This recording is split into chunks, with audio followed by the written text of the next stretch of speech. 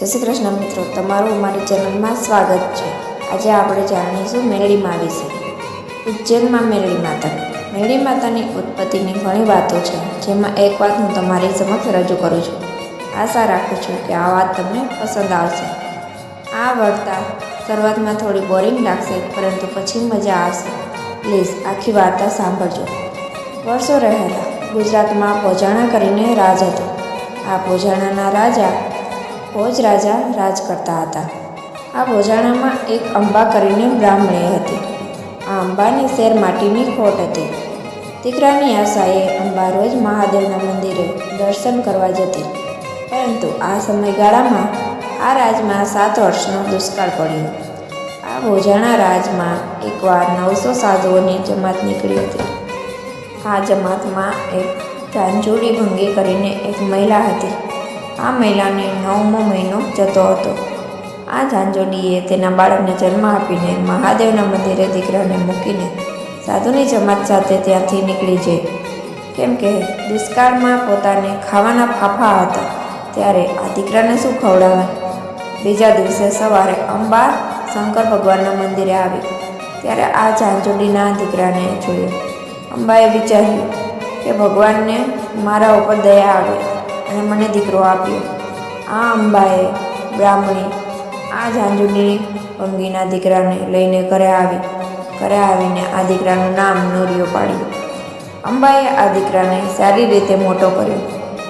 આમ કરતાં કરતાં આ નોરિયો 7 વર્ષનો થયો અને દુષ્કાળ પણ જતો રહ્યો અને સારું વરસ આવ્યો।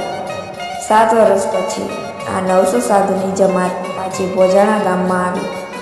આ જમાત ભોજાણા આવી એટલે અંબાએ આ સાધુની જમાતને જમવા માટે આમંત્રણ આપ્યું। આ જમાત અંબાના ઘરે જમવા આવી।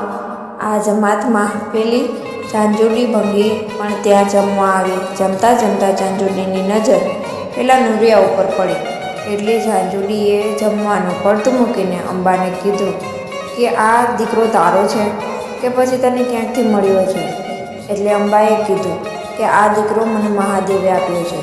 એટલે ઝાંઝુડી બોલી કે આ દીકરો મારો છે, મને મારો દીકરો આપી દે। આમ કરતાં કરતાં આ અંબા અને ઝાંઝુડી વચ્ચે બોલાચાલી થઈ। બોલાચાલી બહુ ચાલી એટલે આ ઝાંઝુડીએ ભોજ રાજાના રાજમાં ફરિયાદ કરી કે આ અંબા પાસે મારો દીકરો છે, પણ તે મને આપતી નથી।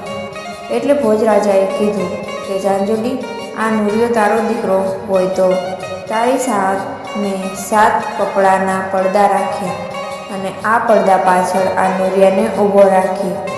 જો આ તારો જ દીકરો હોય તો તું તારું થાન દબાવ અને આ 7 પડદા વચ્ચેથી તારું દૂધ આ નોરિયાના મોઢામાં પડે તો જ તને આ દીકરો મળશે। એટલે ઝાંઝુડીએ તેનું થાન દબાવ્યું અને 7 પડદા ચીરીને ઝાંઝુડીનું દૂધ નોરિયાના મોઢામાં પડ્યું। એટલે અંબા બ્રાહ્મણીએ કીધું કે જા નોરિયા, તારું નખપદ જાય। તે મને બ્રાહ્મણીને પટલાવી નાખી અને આ અંબા ભોજાણા ગામના ધાવડિયા નામના કૂવામાં પડીને મરી ગઈ। અંબાએ આત્મહત્યા કરી, પણ તેનો જીવ આ કૂવામાં જ રહી ગયો। બીજી બાજુ આ ઝાંઝુડી ભંગી તેના દીકરા નોરિયાને લઈ ઉજ્જૈનમાં જતી રહી। ઉજ્જૈનમાં જઈને આ ઝાંઝુડીએ નોરિયાને મેલી વિદ્યાનો બાદશાહ બનાવવાની તૈયારીઓ શરૂ કરી। આ વાતને 10 વર્ષ જેટલો સમય થઈ ગયો। એક દિવસ 64 જોગણીઓ ફરતી ફરતી ગુજરાતમાં આવી અને ભોજાણા ગામ પાસેથી નીકળી। આ 64 જોગણીઓએ વિચાર કર્યો કે આપણે 64 જોગણીઓ અહીં એક મોટું તળાવ બનાવીને સ્નાન કરીને આગળ વધીએ। અને રાતના 12 વાગ્યે આ 64 જોગણીઓએ તળાવ ખોદવાનું શરૂ કરી દીધું। થોડી વારમાં એક મોટું તળાવ બનાવી દીધું। તળાવમાં પાણી ફૂટ્યું અને આખું તળાવ પાણીથી ભરાઈ ગયું।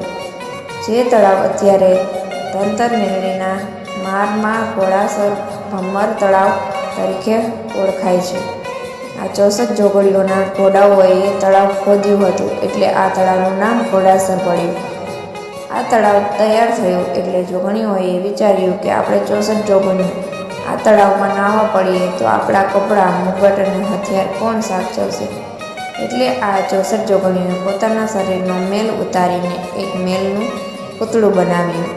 પૂતળું બની ગયું એટલે મોટી જોગણીએ ભગવાનના દરબાર ગઈ અને કૃષ્ણ ભગવાનને કીધું કે મારે એક જીવની જરૂર છે. એટલે કૃષ્ણ ભગવાને કીધું કે તમે જ્યાં તળાવ બનાવો છો ત્યાં બાજુમાં એક કૂવો છે. આ કૂવામાં એક અંબા બ્રાહ્મણી નામની બાઈનો જીવ ફરે છે.